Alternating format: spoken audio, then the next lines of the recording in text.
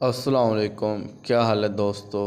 آج کا جو ہمارا نسخہ ہے وہ ہے نظر کی کمزوری اور دماغی کمزوری کے لیے، یعنی یہ جو بچے ہیں جن کی نظر ویک ہے اور دماغ کمزور ہے، یہ ان بچوں کے لیے بہت ہی زیادہ فائدہ مند بھی ہے۔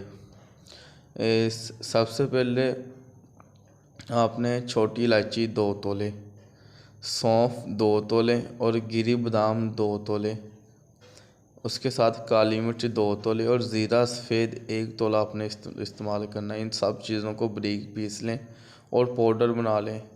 2 چٹکی صبح شام تازہ پانی یا دودھ کے ساتھ استعمال کروائیں۔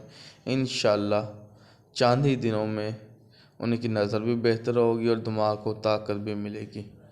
اس کے ساتھ اجازت دیجیے، اللہ حافظ۔ ویڈیو کو لائک، چینل کو سبسکرائب لازمی کریں۔